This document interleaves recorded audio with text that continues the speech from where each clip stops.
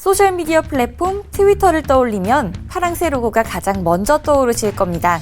트위터라는 플랫폼의 명칭은 새가 지저귀다라는 뜻을 가지고 있는데요. 그래서 현재의 파랑새 로고는 트위터의 정체성을 나타내는 로고라고 할 수 있습니다. 그런데 사실 트위터가 처음부터 이 파랑새 로고를 갖고 있던 건 아닙니다. 꽤 오랜 시행착오를 거쳐서 지금의 파랑새를 만나게 됐는데요.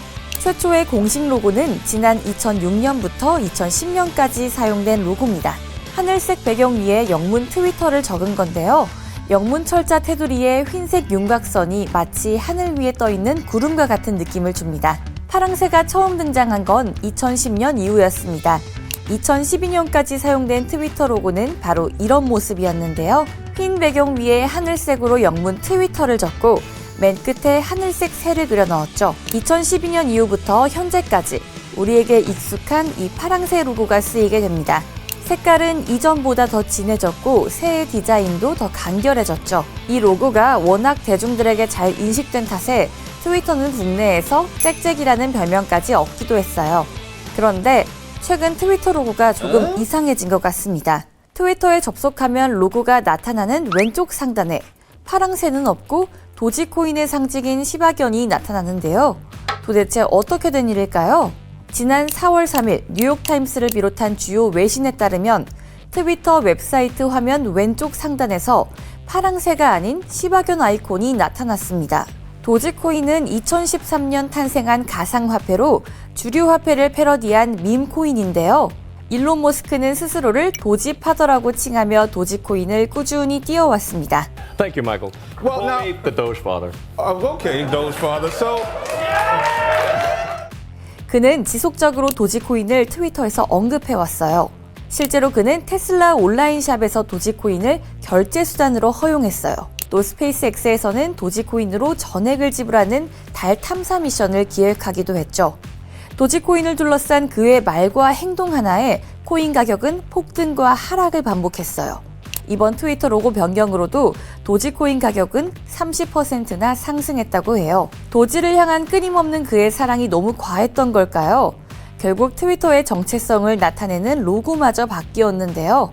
바뀐 로고에 대해 사용자들은 황당하다는 반응을 내비치며 트위터가 머스크 놀이터냐며 비판했습니다. 하지만 머스크는 그저 약속을 이행했을 뿐이라며 1년 전 사용자와의 대화 사진을 올렸어요. 사진 속 사용자는 머스크에게 트위터를 사서 로고를 도지로 바꾸라고 말했고 머스크는 이에 화답했죠. 그렇다면 머스크는 왜 갑자기 아무런 설명도 없이 로고를 도지로 바꾼 걸까요? 첫 번째로 이것이 머스크의 트위터 암호화폐 사업 재개를 나타내는 것이라는 분석이 있습니다.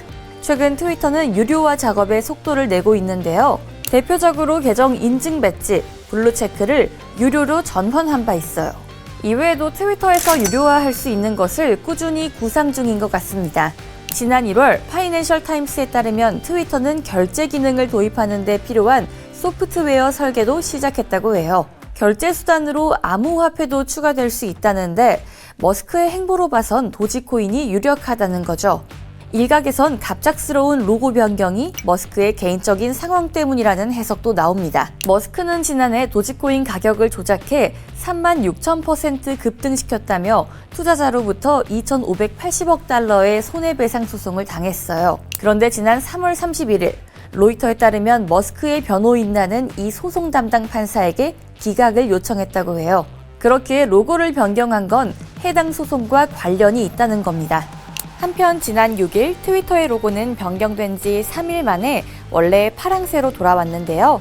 머스크는 로고를 왜 시바견으로 변경했는지 또 왜 다시 파랑새로 바꾼 건지 어떠한 입장도 밝히지 않았습니다. 그러는 사이에 급등했던 도지코인 가격은 다시 하락했는데요. 트위터를 인수한 머스크의 기행은 여전히 계속되고 있습니다. 과연 머스크의 트위터는 언제쯤 조용해질 수 있을까요?